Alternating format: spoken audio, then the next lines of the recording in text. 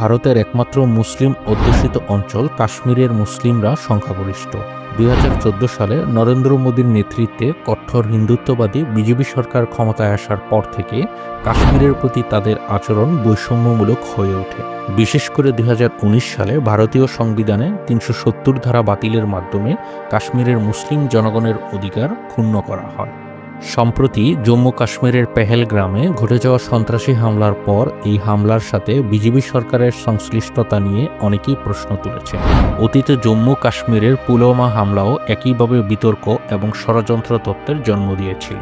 সমালোচকরা মনে করছেন এই হামলাটি বিজেপি সরকারের হিন্দুত্ববাদী এজেন্ডা, রাজনৈতিক সুবিধা অর্জন এবং কাশ্মীরের জনগণের ওপর নিয়ন্ত্রণ প্রতিষ্ঠার একটি কৌশল হতে পারে। অজানা অধ্যায়ের এই পর্বে আলোচনা করা হবে বিজেপি সরকার কাশ্মীরকে কিভাবে তাদের রাজনৈতিক স্বার্থে ব্যবহার করছে সে সম্পর্কে। অজানা অধ্যায় চ্যানেলে আপনাকে স্বাগতম। আপনি যদি ইতিহাস সম্পর্কিত ভিডিও পছন্দ করেন তাহলে অজানা অধ্যায় চ্যানেলটি সাবস্ক্রাইব করে বেল আইকনে ক্লিক করুন। অজানা অধ্যায়ের ভিডিওগুলো ফেসবুকে দেখে থাকলে আমাদের ফেসবুক পেজ লাইক এবং ফলো করে আমাদের সাথে থাকুন। চলুন শুরু করা যাক।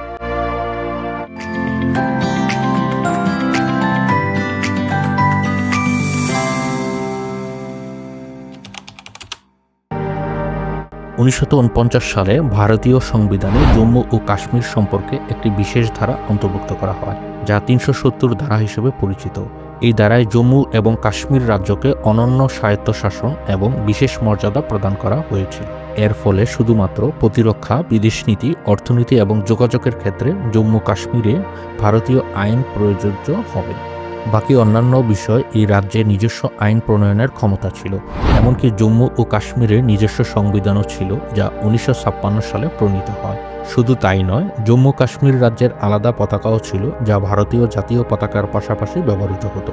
এই রাজ্যের স্থায়ী বাসিন্দা হিসেবে স্বীকৃত ব্যক্তিরাই শুধু সম্পত্তি ক্রয়, সরকারি চাকরি বা শিক্ষা প্রতিষ্ঠানে ভর্তির অধিকার পেতেন। বাইরের কোনো ভারতীয় নাগরিক জম্মু কাশ্মীরে জমি কিনতে পারতেন না। ভারতীয় সংসদের অনেক আইন, যেমন তথ্য অধিকার আইন বা নাগরিকত্ব সংশোধনী আইন, রাজ্যের সম্মতি ছাড়া কাশ্মীরে প্রয়োগ করা যেত না। 2019 সালের 5ই আগস্ট নরেন্দ্র মোদী সরকার 370 দ্বারা বাতিল করে দেয়। এর ফলে জম্মু ও কাশ্মীরের বিশেষ স্বায়ত্তশাসন বাতিল হয়ে যায় এবং ভারতীয় সংবিধানের সকল আইন এখানে প্রযোজ্য হয়। তখন রাজ্যটিকে দুইটি কেন্দ্রশাসিত অঞ্চলে বিভক্ত করা হয়। একটি হলো জম্মু ও কাশ্মীর, অপরটি হলো লাদাখ। তখন থেকে অন্যান্য রাজ্যের ভারতীয় নাগরিকরা জম্মু ও কাশ্মীরে সম্পত্তি কিনতে, বসবাস করতে এবং সরকারি সুযোগ সুবিধা গ্রহণ করতে পারছে। 370 দ্বারা বাতিলের প্রক্রিয়াটি সংবিধানের নিয়ম মেনে করা হয়নি। শুধু তাই নয়, এই দ্বারা বাতিলের সময় কাশ্মীরে ব্যাপক নিরাপত্তা বাহিনী মোতায়েন, ইন্টারনেট ও যোগাযোগ বন্ধ এবং স্থানীয় নেতাদের গৃহবন্দী করা হয়েছিল। ভারতের কঠোর হিন্দুত্ববাদী বিজেপি সরকারের লক্ষ্য শুধু ভারতে হিন্দুত্ববাদ প্রতিষ্ঠা করা নয়, বরং তার সাথে ভারত থেকে মুসলিমদের নিশ্চিহ্ন করা। সেই লক্ষ্য বাস্তবায়ন হোক বা না হোক, নরেন্দ্র মোদী সরকার অন্তত সেই রকম পদক্ষেপ নেওয়ার মাধ্যমে সংখ্যাগরিষ্ঠ হিন্দুদের সন্তুষ্ট করে আরও বহুদিন ক্ষমতায় থাকার প্রচেষ্টা চালিয়ে যাচ্ছে। সেই ধারাবাহিকতায় একের পর এক নাগরিকত্ব সংশোধনী আইন, কাশ্মীরে 370 দ্বারা বাতিল, মুসলিমদের ওয়াকফা আইনে হস্তক্ষেপের মতো বিতর্কিত বিষয়ে চূড়ান্ত পদক্ষেপ নিচ্ছে। সাম্প্রতিক সময়ে ওয়াকফা আইন সংস্কার করার পর বিশ্বব্যাপী কিছুটা চাপের মধ্যে ছিল বিজেপি সরকার। সমালোচকেরা বলছেন, হয়তো সেই চাপ কাটিয়ে ভারতের মুসলিমদেরকে অপরাধী প্রমাণ করার জন্য সাম্প্রতিক সময়ে কাশ্মীরের হামলার ঘটনা ঘটানো হতে পারে। কাশ্মীর উপত্যকায় কমপক্ষে 5 লক্ষ নিরাপত্তা কর্মী মোতায়েন থাকে। তার ওপর পেহেলগ্রাম কিছুটা দুর্গম পর্যটন এলাকা। এমন কড়া নিরাপত্তা পরিস্থিতিতে সর্বোচ্চ কর্তৃপক্ষের গাফিলতি কিংবা সহযোগিতা ছাড়া পর্যটকদের উপর হামলা করা কোনো সহজ কাজ নয়। হামলার পরপরই কোনো ধরনের প্রমাণ ছাড়াই ভারত এর জন্য পাকিস্তানকে দায়ী করে, যদিও পাকিস্তান থেকে এই জায়গার দূরত্ব প্রায় 400 কিলোমিটার।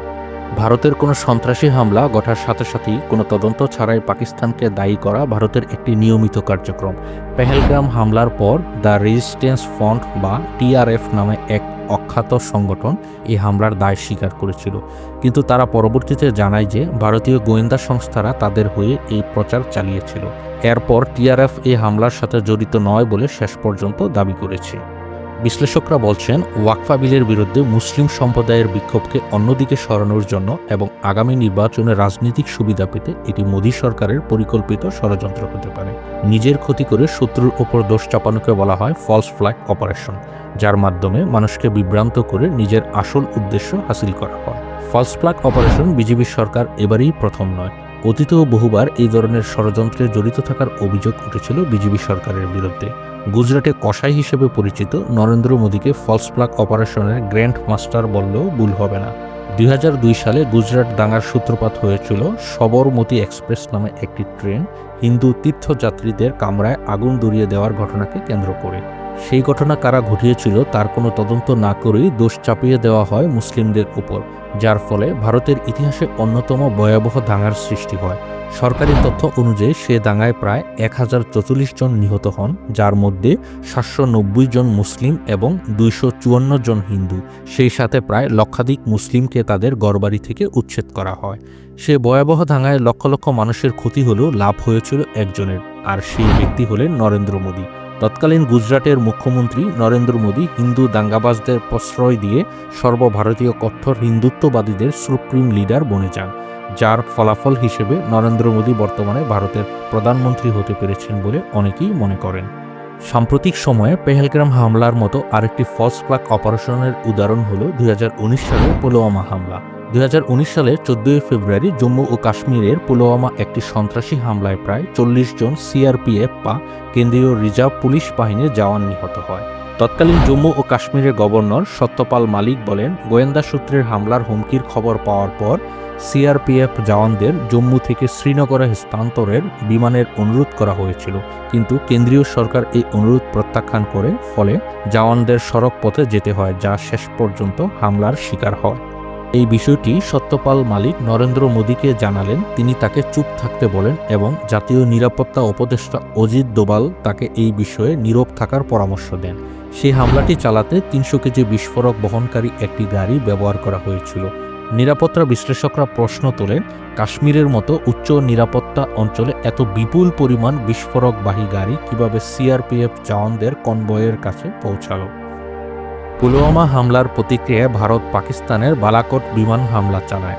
এর মাধ্যমে নরেন্দ্র মোদী সরকারের নিরাপত্তা ব্যর্থতা নিয়ে আলোচনার বদলে ভারতীয় গণমাধ্যমে মোদীকে শক্তিশালী নেতা হিসেবে উপস্থাপন করা হতে থাকে। পুলওয়ামা হামলা মাত্র কয়েক মাস পরই 2019 সালে লোকসভা নির্বাচন অনুষ্ঠিত হয় এবং সেই নির্বাচনে নরেন্দ্র মোদী জয়লাভ করেন। ভারতের বিরোধী দলগুলো সে সময় পুলওয়ামা হামলাকে ভোট পাওয়ার জন্য ষড়যন্ত্র হিসেবে আখ্যা দিয়েছিলেন এবং এত বছর পরও পুলওয়ামা হামলার সঠিক কোনো তদন্ত রিপোর্ট ভারতের সরকার প্রকাশ করেনি। আজ এই পর্যন্তই।